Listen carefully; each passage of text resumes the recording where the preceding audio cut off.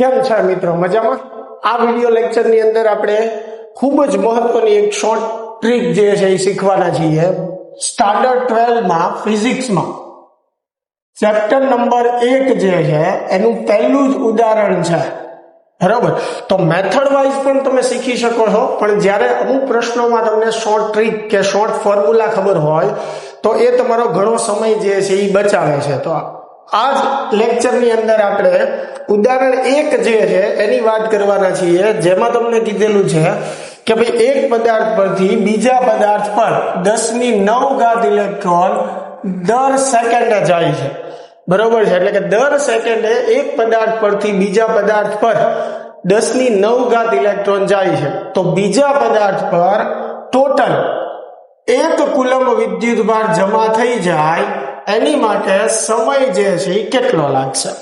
બરોબર, તો method wise પણ આપણે આ કરી શકીએ છીએ, પણ જો ઝડપથી અને ઓછા સમયમાં કરવું હોય તો એની માટેનું શોર્ટકટ સૂત્ર જે છે કે સમય મેળવવા માટે આપણે શું કરવાનું છે, Q × T પ્રાઇમ છેદમાં NE, જ્યાં Q શું દર્શાવે છે, બીજા પદાર્થ પર થતો જમા થતો કુલ વિદ્યુતભાર, જે આપણને 1 કુલમ્બ જે છે એ કીધેલું છે. T પ્રાઇમ શું દર્શાવે છે કે દરેક સેકન્ડે 10⁹ ઇલેક્ટ્રોન જમા થાય છે, એટલે કે કેટલો સમય આપેલો છે ઇલેક્ટ્રોન સ્થાનાંતરિત થવા માટે. તો જનરલી 1 સેકન્ડ આપેલું હોય એટલે T પ્રાઇમ જે છે આપણે 1 જે છે એ મૂકશું. માની લ્યો કે 2 સેકન્ડ કે 3 સેકન્ડ ફેરવીને પણ આપણને પૂછી શકે તો એ પ્રમાણે આપણે 2 સેકન્ડ કે 3 સેકન્ડ આપેલું હોય. N જે છે એ શું દર્શાવે છે, સ્થાનાંતરિત થતા ઇલેક્ટ્રોનની સંખ્યા.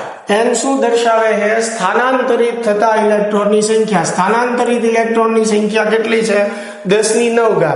E જે છે એ શું છે, ઇલેક્ટ્રોનનો વિદ્યુતભાર 1.6 × 10⁻⁹. તો હવે ડાયરેક્ટ જે છે આપણને સમય 1/1.6 કરશું એટલે 0.625, 9 - 19 એટલે -10, -10 ઉપર જશે એટલે +10 થશે, એટલે 6.25 × 10⁹ સેકન્ડ થશે.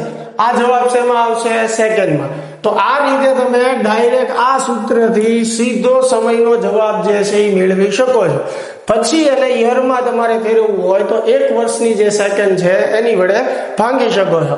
તો વિદ્યાર્થી મિત્રો, આપણા શોર્ટ વિડીયોની અંદર આવા જ આપણે જે શોર્ટ ફોર્મ્યુલા અને શોર્ટ ટ્રીક જે છે એ લઈને આવતા રહીશું, તો ખાસ ચેનલને સબસ્ક્રાઇબ કરી લેજો.